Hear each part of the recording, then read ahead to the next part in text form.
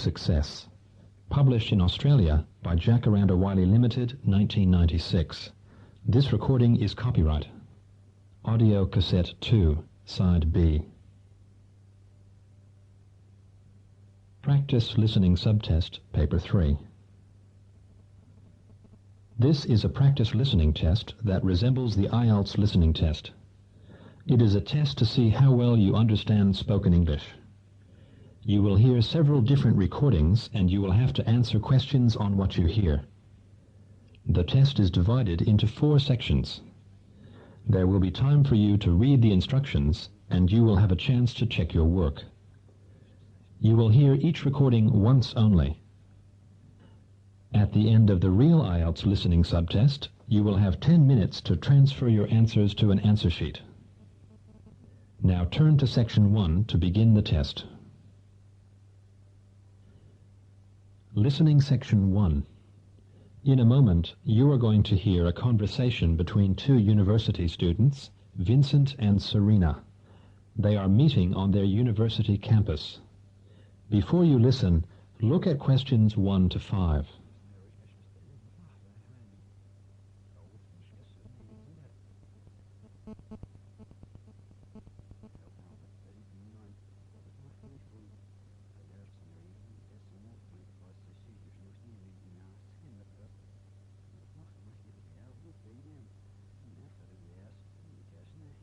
As you listen to the first part of the conversation, answer questions 1 to 5.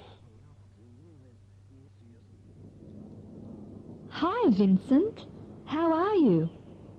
Hello there, Serena. I'm well, thank you. I haven't seen you for ages. How have you been? Good, thanks. I see you've just walked out of the Life Sciences building. You're not taking classes in biology or something, are you? I thought you were studying sociology. I am studying sociology, Serena. I was just visiting a friend of mine who's doing research in biochemistry. Actually, I'm on my way to lunch, and then I've got a lecture. Oh, well, look, I was just going to have a bite to eat as well. Shall we have something together? That would be great. The problem with this campus is that the town's so far away, which is where I prefer to eat. It seems like all the students are forced to eat here on campus. Yeah, but there are quite a few places to choose from here. What if we go to the Student Union cafeteria? I go there sometimes. At least it's cheap.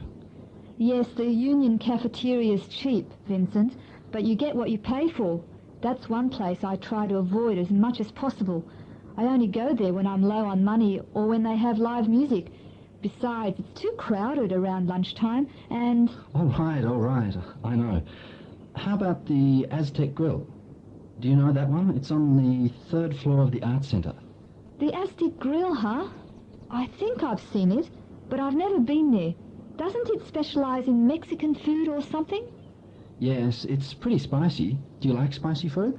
Actually, I love spicy things, but I shouldn't be eating them at the moment. I just got over a stomach flu, so I prefer something mild. I haven't got a problem with that. I guess I better let you pick a place then. Where would you like to go? How about the Luxor Cafe? The Luxor Cafe. You know, I've been on campus for over 2 years and I don't think I've ever heard of it. Where is it? It's in the garden, behind the horticulture annex. The horticulture annex. That's in the northwest part of campus, isn't it? No, it's south of the observatory. So it's near the football field then, behind Car Park C? Not quite that far south. It's west of the law library. Oh, right. I think I know where that is. It's not very far at all. Let's go.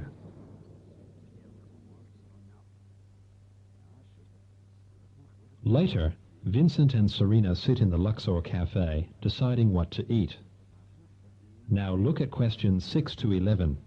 One example has been done for you.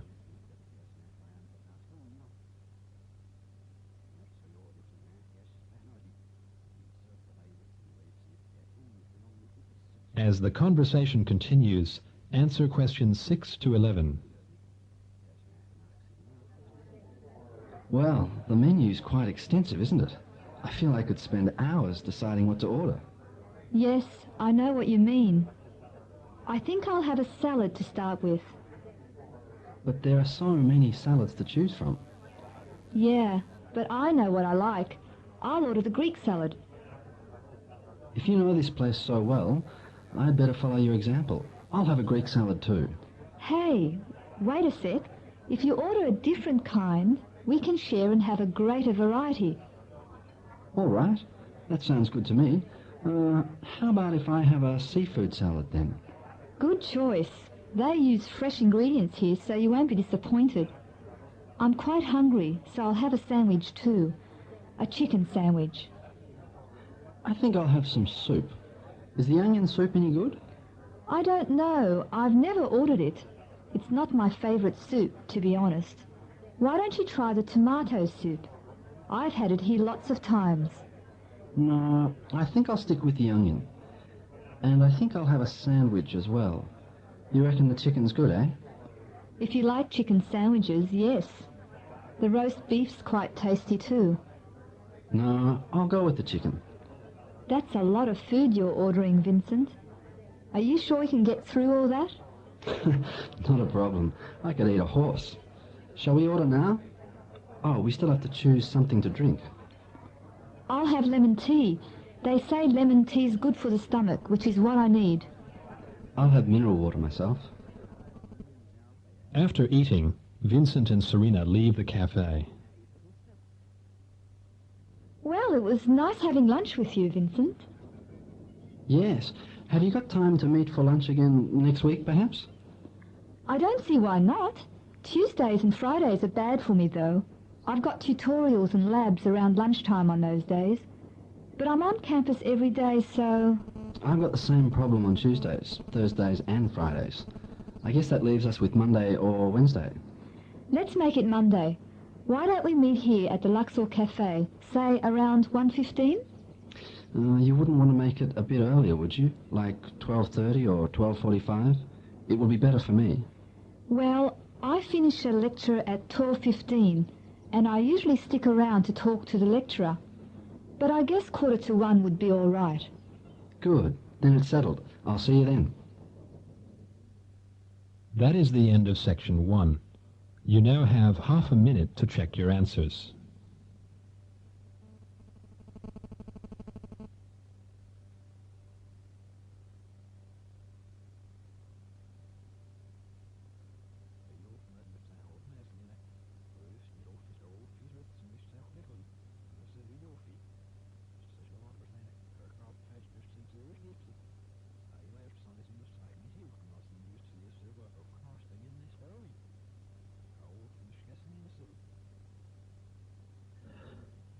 Listening section 2. In a moment, you are going to hear a talk given by Mr. Alf Mearsham, who works as a real estate agent in the city of Chapmanville. He is speaking to a group of newcomers about the city and rental accommodation to be found there. Before you listen, look at questions 12 to 22. Note the examples that have been done for you.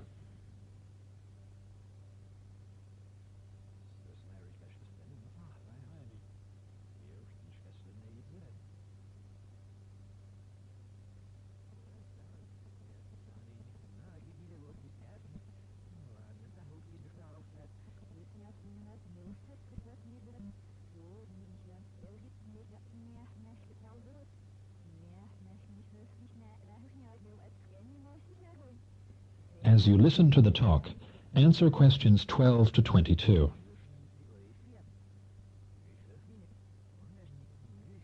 Hi, I'm Alf Mearsham. I'm the rental manager for the Central Chapmanville Real Estate Agency. I'm a real estate agent much like any other, in that I help people buy and sell houses. But about half my time is spent working to assist people in renting houses and flats. I've been in this business for 12 years now, and I know this city very well in terms of which areas are the better places to live and how much it costs to rent in these areas. Now, I normally divide Chapmanville into 3 areas in terms of rental prices. Generally speaking, the area in the north of the city is the low end of the spectrum, the cheapest housing. So, if you're looking to spend as little as possible on rent, I suggest you look there. The most expensive area would be the eastern part of Chapmanville. Most people think it's the prettiest part of the metropolitan area because of all the hills and parks, and because so many people desire to live there, housing prices tend to be quite high. The middle market, in terms of prices for accommodation, is found in the city's western and southern areas. Now, let me give you some examples of how much it will cost you to rent in these areas. Let's imagine you're a single person looking for a one-bedroom flat. In eastern Chapmanville, you would be paying no less than $650 a month for such a flat. You won't find anything for less than that. But a lot of people pay as much as $1,100 per month or more. The higher-priced flats are usually the ones in the hills, which run through the east. They've got the best views of the city. A similarly sized flat in the west of the city, and in the south too for that matter, would cost you at most about $650 a month. But there are many flats going for less, and if you look around a bit, you can find one for as little as $350. That's quite a reasonable rental price for most people. If you still find that too expensive, I suggest you head to Chapmanville's north, where the cheapest flats are to be found. One-bedroom flats there start from about $170 a month up to about $400. Now, for those of you who want something bigger, you'll have to be prepared to pay about double those prices for a small 2 or 3 bedroom house. That goes for any of the areas I mentioned. Okay, so much for prices. What are the advantages and disadvantages of these areas? Well, I told you that the eastern part of Chapmanville is the prettiest. There are lots of parks and lots of trees all around, and you've got the beautiful hills right there. In the south, you've also got the river, but you won't find too many parks there because of all the factories alongside the river. In fact, there's quite a bit of industry in the south, which makes it a less desirable place to live. Still, the south is convenient because of public transport. The south has very good train services to the city centre, as well as buses, and that's why a lot of people choose to live there. I said earlier that the western and southern parts of Chapmanville are about the same in terms of the price you pay for accommodation. They also have the same sort of public transport services, but the two areas are quite different in other ways. The west is next to the bay, so it's quite attractive in that sense, but there are a couple of problems with the west. One is that the bay is polluted, so polluted in fact that you wouldn't want to swim there. I used to take my family there about 10 years ago, but now I wouldn't go near it. The other disadvantage of the west is that that's where the airport is, the Chapmanville International Airport. The noise can be quite annoying. Lastly, the north. In northern Chapmanville, as I said before, housing is cheap, quite cheap in fact, but you pay in other ways. For example, the area is very low and is made up entirely of wetlands. It's beautiful in a way, but it attracts an incredible amount of insects for most of the year. The mosquitoes there are really bad. This makes things quite unpleasant, and so few people have any real wish to live there. But if money's a problem, that's the place to go. Just bring your insect repellent. Oh, I should mention that the only public transport in the north is buses. There aren't any trains, so it's not all that convenient as you can imagine. Actually, eastern Chapmanville is in the same situation in terms of public transport, even though it's a richer part of the city. Don't ask me why that is, though. Let me just finish by again welcoming you all to Chapmanville and wishing you good luck in finding accommodation and settling down in whichever part of the city suits you best. That is the end of section 2. You now have half a minute to check your answers.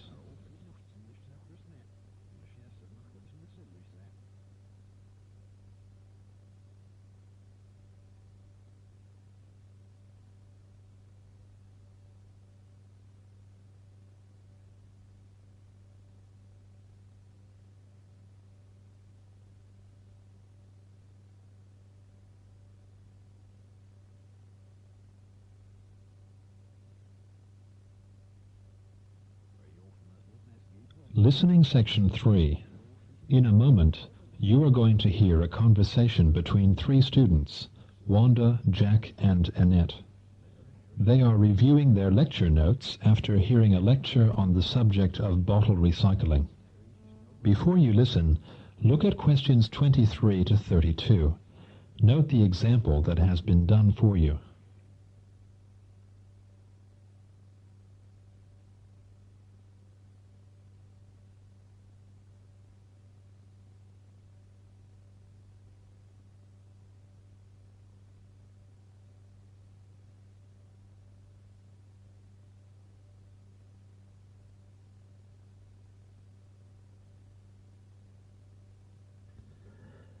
As you listen to the conversation, answer questions 23 to 32. Hello, Wanda. Hello, Annette. I had trouble getting out of bed this morning, so I came to class a bit late. I got to the lecture theatre about 30 minutes after Professor Johnson began her lecture. Do you mind telling me what I missed? Not at all, Jack. Actually, you didn't miss more than 15 minutes because Professor Johnson arrived a bit late herself. Which is pretty typical for her, isn't it? It sure is. Let's see. How do your notes begin, Jack? Well, when I came in, she was talking about recycling of cans and the differences between can and bottle recycling. Right, okay. Well, before that, she explained a little about glass bottle recycling. She said that glass recycling is still far more efficient than recycling other materials. That's because there's no loss of quality, no matter how many times the glass is recycled. That's interesting. She also talked about the tiny little pieces of glass you get when you break up bottles in the recycling process. What's that called again, Annette? It's called cullet. It's spelt C-U-L-L-E-T. Yes, that's right. The professor said that there are bottle factories in some parts of the world, like Japan and the US, that make their bottles entirely from cullet. So they don't use new glass? That's right. What about bottle factories elsewhere? Let me just check my notes. The bottles made in most places contain about 3/4 new glass and the rest is recycled. I guess recycling is better for the environment than just throwing things away and using new materials all the time. But wouldn't it be even better to reuse the same bottles without breaking them up into colours? Yeah, Professor Johnson talked about that too.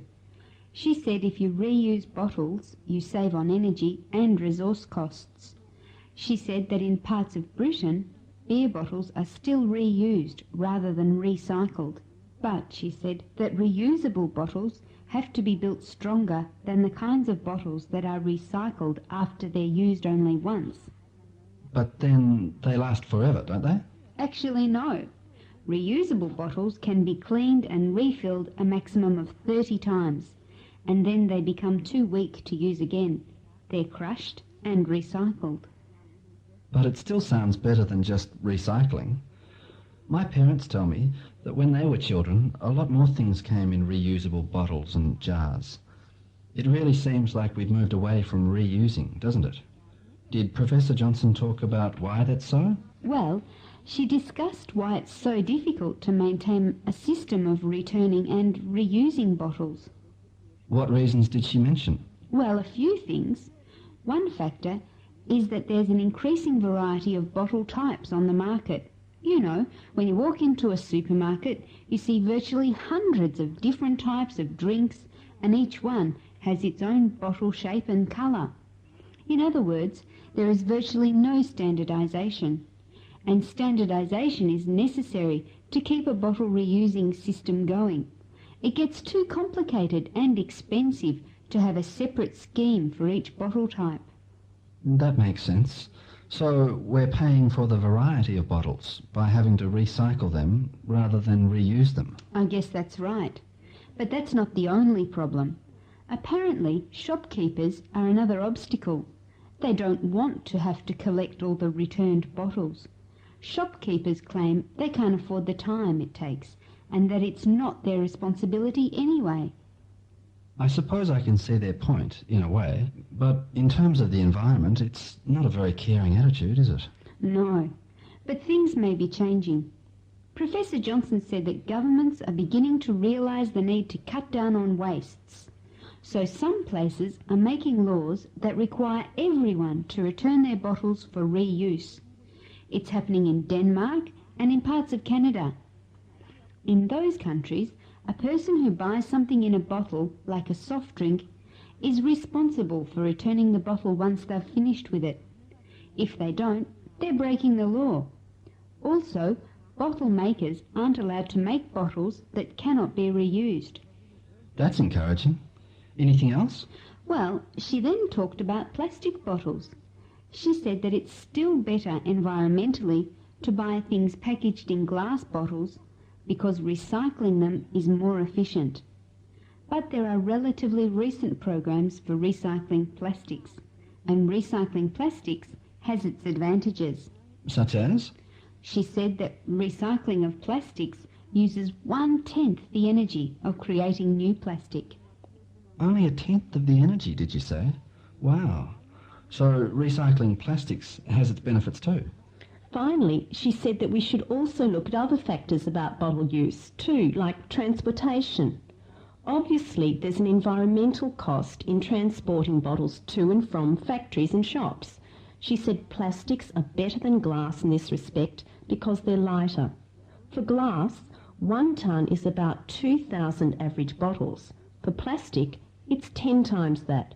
That's 20,000 bottles per tonne. That's quite a difference, isn't it?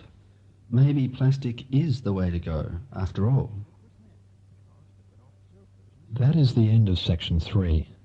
You now have half a minute to check your answers.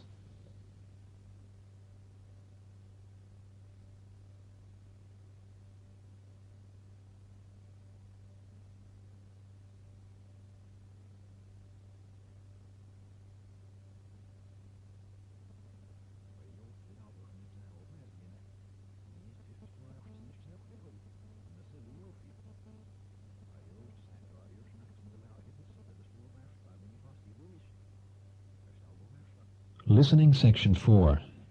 In a moment, you are going to hear a talk about stress and its effects.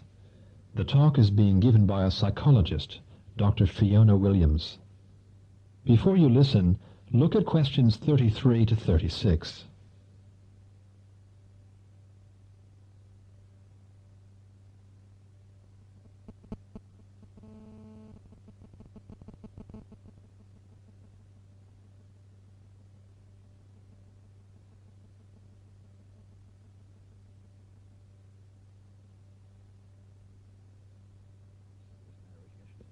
As you listen to the first part of the talk, answer questions 33 to 36.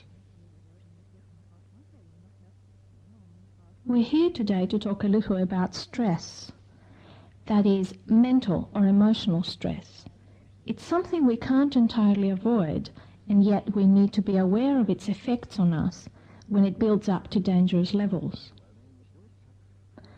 Stress is quite usual among university students. Of course, you know the more obvious sources of stress. A deadline for an essay or a project, for example, can certainly be a source, especially as the day gets near. Also, the feeling you might have when you have to speak to many people at once. That can bring on stress as well. But there are other, less obvious reasons too. Stress can come when you're listening to a lecture and trying to keep up with the lecturer's words as you take notes. In fact, you might be feeling stress as you're listening to me right now. Another stressful situation for the university student is waiting for results. After you hand in your paper, for example, you have to wait a while before you know how you've done, and that period of time can be very difficult. One more source of stress is burnout, the feeling you get from working too long and too hard at your assignments. Burnout happens on the job and at school especially. It's also important to remember that not all the stress you may be feeling has to do with your studies. In fact, there are plenty more sources of stress in our day-to-day lives, things to do with family or work, for example. Now look at questions 37 to 39. One example has been done for you.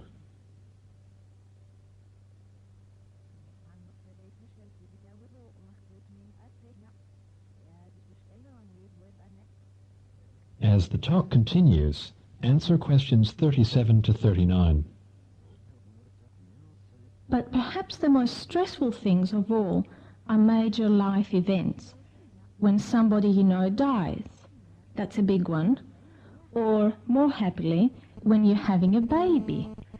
That causes a lot of stress too.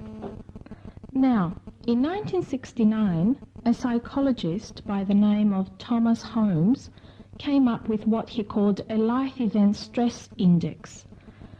Now, how this stress index works is like this. For every important event in your life, there is a number, a score if you like. The higher the score, the more stressful the event. The highest number is 100, which represents the most stressful experience you can have. Do you understand so far? Now, Holmes divided these events into 3 categories depending on their score. Events scoring under 35 points he called moderately stressful. Events between 35 and 65 he labeled highly stressful.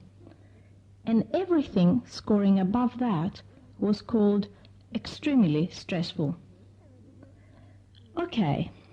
Let me read you a few of these so you understand what I'm talking about. Getting married gets a score of 51. That's considered quite stressful, especially when you consider the change this brings to your life. It's not as stressful, though, as when you get a divorce. That's 73. How about when you get pregnant? That's worth 40 points according to the index. When you finish school, you score 26 points. That's exactly the same score, the same stress level, as when your husband or wife leaves his or her job. Now look at questions 40 to 43.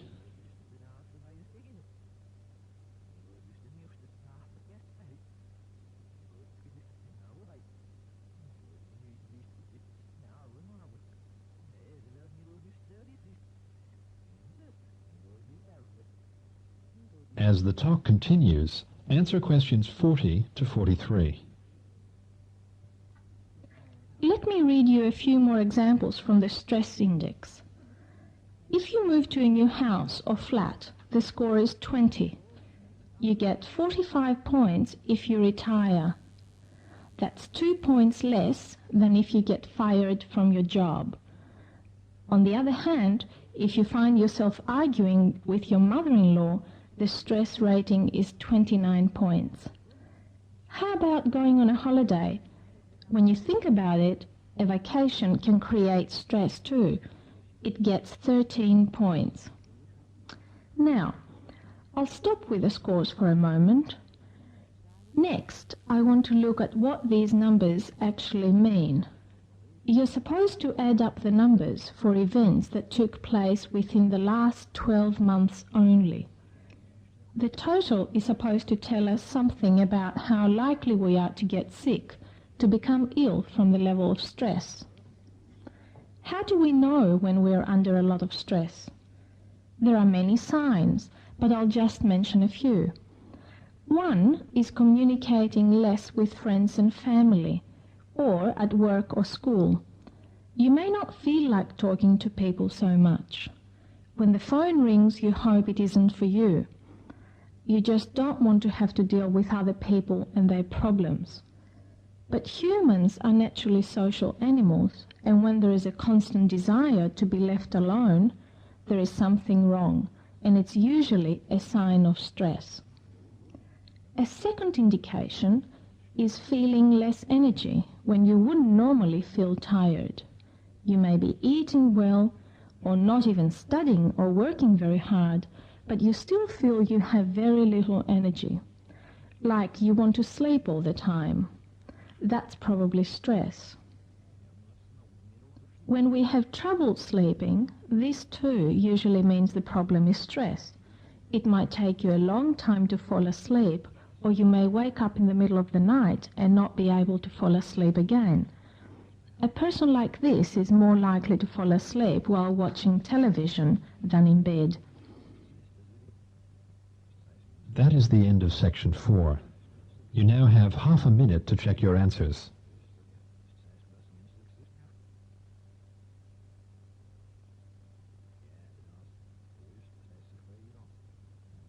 That is the end of listening test 3.